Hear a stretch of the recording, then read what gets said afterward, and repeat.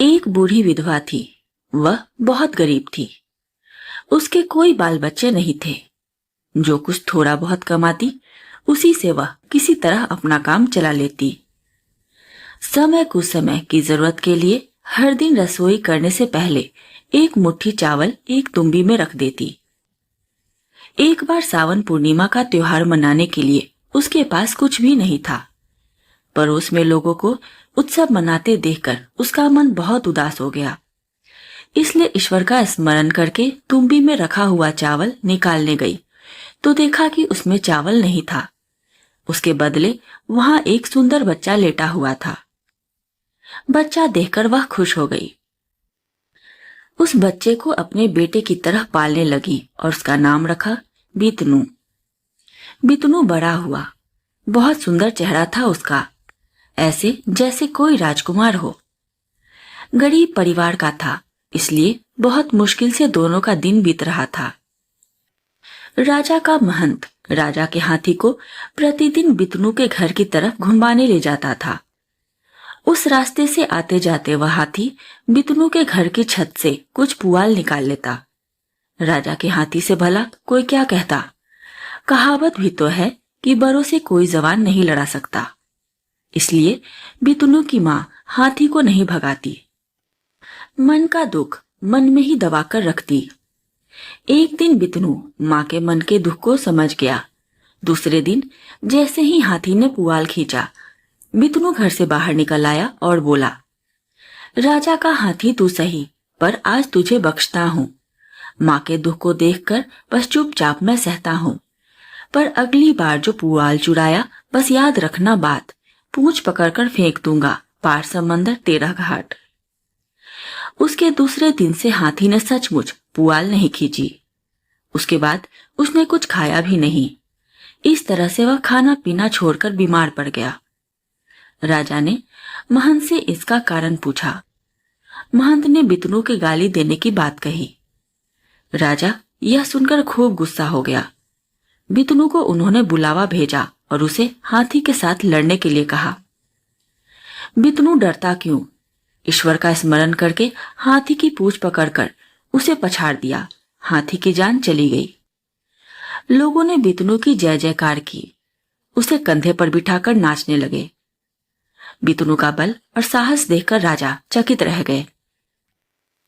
प्रजा द्वारा बितनू का इस तरह आदर करना देखकर राजा के मन में भय समा गया कि जो व्यक्ति इतने बड़े हाथी को मार सकता है वह मुझे राजगद्दी से हटाकर खुद क्यों राजा नहीं बन जाएगा। यही बात सोचकर वह चिंतित रहने लगे। उनकी भूख मर गई। राजा के नाई ने दाढ़ी बनाते समय उनकी चिंता का कारण पूछा। राजा ने उसे सारी बातें बता दी। नाई बोला, महाराज इतनी बात पे चिंता कैसी? मैं नाई का बेटा, मेरी बुद्धि है अच्छी खासी। हर बाल काटते काटते मैं विद्वान बन गया। ज्ञान की दुकान हूँ, जहाँ बैठा वहीं सन गया। एक बाल कटे तो दिमाग चमके, दूसरा कटे तो चाल में दमक झलके। बितनू वो क्या मुझसे तेज चलेगा? उसका दिमाग तो नाई की कैंची से पहले ढलेगा। उसे मारने का बंदोबस्त मैं करता हूँ। आप उसे आदेश दीजिए कि हाथी की पूंछ पकड़कर उसे 7 समंदर और 13 नदी के पार फेंक दे। अगर वह ऐसा नहीं कर पाएगा तो उसे फांसी दे दी जाएगी। न तो वह ऐसा कर पाएगा और न ही वह जिंदा रहेगा। राजा को नाई की बात जच गई। उन्होंने बितनू को वैसा ही आदेश दिया। बितनू ने ईश्वर को सुमिरन करते हुए मरे हुए हाथी को शून्य में उछाल दिया। हाथी 7 समंदर 13 नदी के उस पार जाकर गिरा। राजा ने नाई के साथ फिर एक बार विचार विमर्श किया। नाई बोला हंसते हंसते, कहिए बितनू से चालाकी में कसते। हाथी के दांत में है रत्न छिपा, 2 उखाड़ लाए तभी समझू उसे सच्चा सिक्का।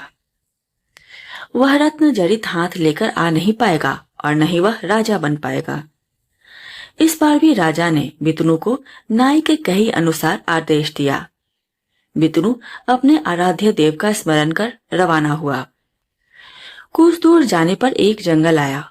उसने देखा कि उस जंगल में एक बहुत ही सुंदर लड़की बैठकर तपस्या कर रही है। उसे प्यास लगाई थी, इसलिए लड़की के पास जाकर पूछा कि पानी कहाँ मिलेगा। इससे लड़की की तपस्या भंग हो गई और उसने गुस्से में बितनू को राख कर देना चाहा, पर वह ऐसा नहीं कर पाई। तब उसने बितनू से पूछा, तुम कौन हो? जरूर तुम किसी देव के अंश से पैदा हुए हो, नहीं तो मैं जिसे चाहती हूँ उसे भस्म कर देती हूँ। बितनू बोला, मैं देवता नहीं, एक मानव हूँ, थक हार चुका, अब प्यासा पथिक हूँ।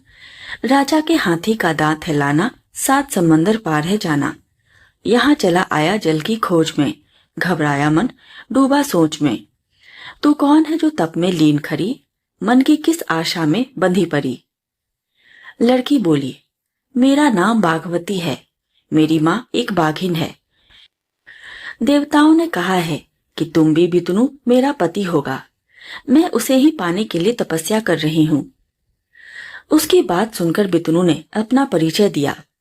बागवती बहुत खुश हुई, उसे पति के रूप में वरण किया। अब उसने स्त्री का रूप त्याग कर बाघ का रूप धारण किया।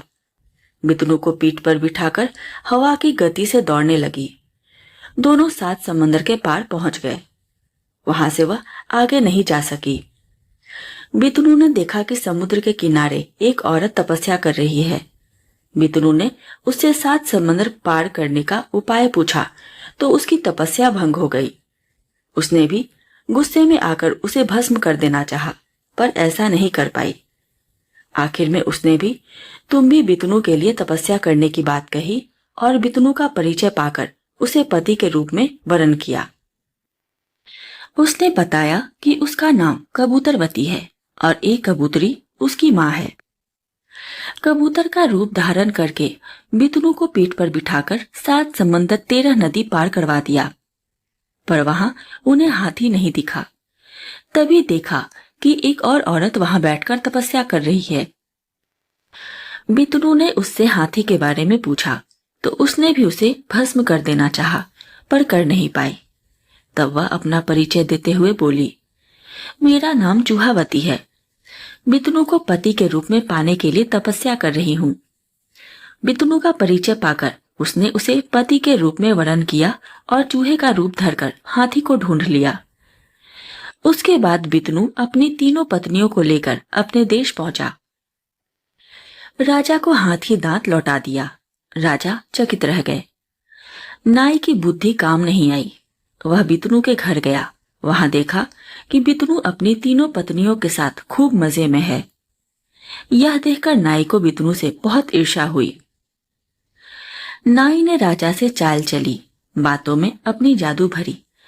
कहा, बितनू को मार गिराओ, उसकी रानियां राजमहल में लाओ। राजा नाई की बातों में आ गए और उसके कहे अनुसार एक खुले मैदान में 40 सेर सरसों बिखेर दी और बितनू को सारी सरसों बीनकर लाने का आदेश दिया। सारी सरसों न बीन पाएगा तो फांसी दे दी जाएगी, यह आदेश भी सुनाया। कबूतरवती ने यह बात सुनी। उसने अपने भाइयों को बुलाया। उन सब ने आकर बहुत कम समय में सारी सरसों बीनकर एक जगह इकट्ठा कर दी और इस तरह बितनू बच गया। राजा ने फिर नाई से परामर्श लिया। नाई बोला, महाराज दीजिए अब ये हुक्म नया, बाघिन का दूध लाने को कहिए भला, ना ला पाएगा ना बचेगा प्राण, यही है उचित, यही है समाधान। राजा ने बितनू को वैसा ही आदेश सुनाया। बागवती ने सब सुना। उसने अपनी बाघिन बहनों से उसे नाद में दूध भर देने के लिए कहा। उन्होंने ऐसा ही किया और बितनू इस परीक्षा से भी उबर गया। महाराज चिंता में पड़ गए।